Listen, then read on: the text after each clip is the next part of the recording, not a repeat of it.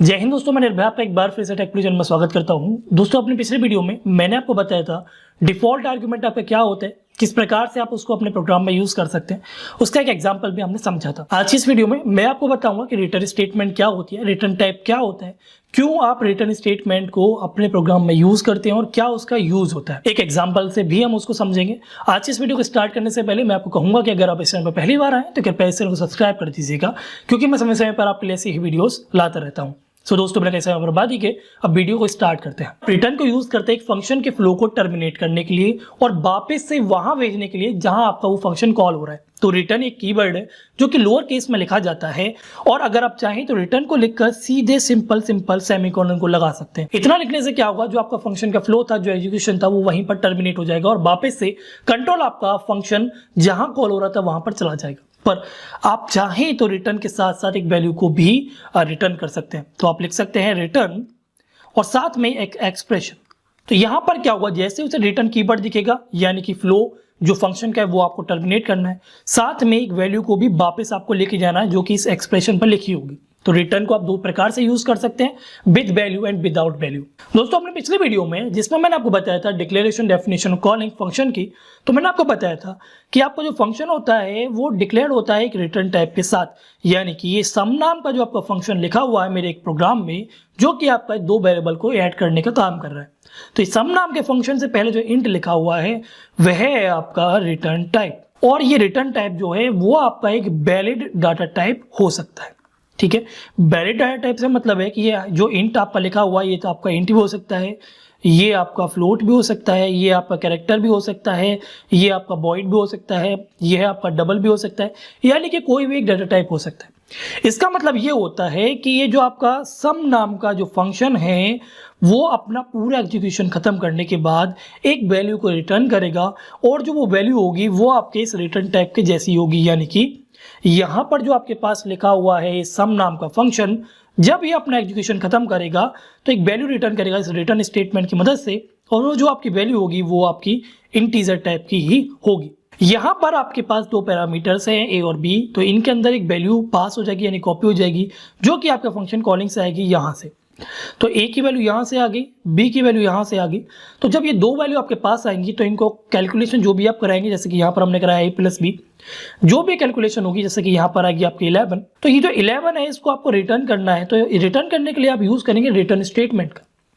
तो ये return statement का काम होता है एक फंक्शन के फ्लो को टर्मिनेट करने का।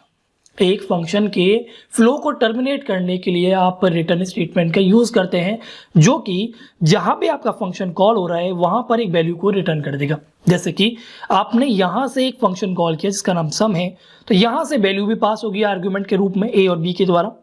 तो जब ये सम मिलेगा कंपाइलर को, कंपाइलर यहां जाएगा, पूरे एग्जीक्यूशन करके जितने भी स्टेटमेंट है आपके फंक्शन के अंदर, देन जैसे उस रिटर्न स्टेटमेंट मिलेगी वो इधर के इधर ही आपके उस फ्लो को, जो कि फंक्शन का फ्लो है, उसको टर्मिनेट करके वापस से जो कंट्रोल है वो आपके इस फंक्शन कॉलिंग पर वापस कर देगा। यानी कि आपने यहां से, ये फंक्शन कॉलिंग है, ये फंक्शन डेफिनेशन है, ये कॉलिंग है, ठीक है, ये आपकी डेफिनेशन है।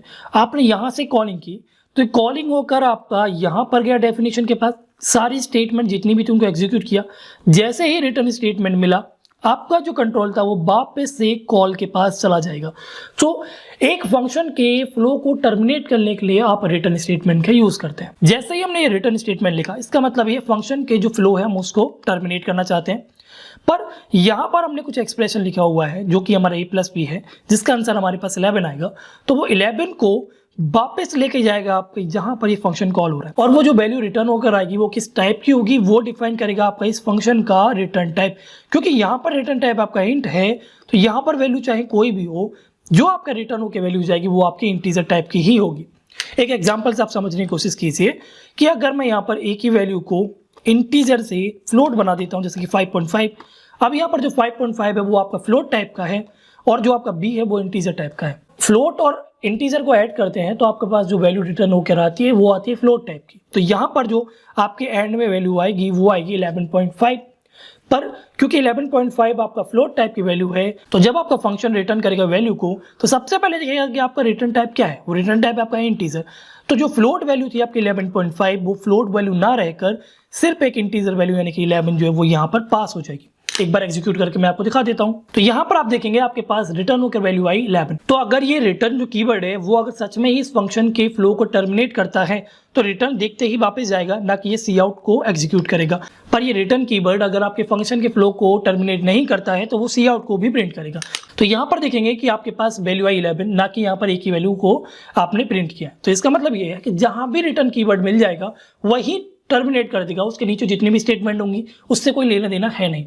तो ये कंपलसरी नहीं है कि रिटर्न स्टेटमेंट हमेशा आपको एंड में ही लिखना है। तो दोस्तों आज इस वीडियो में सिर्फ इतना ही। आशा करता हूं आपको रिटर्न टाइप और रिटर्न स्टेटमेंट या फिर रिटर्न वैल्यू समझ में आई होगी।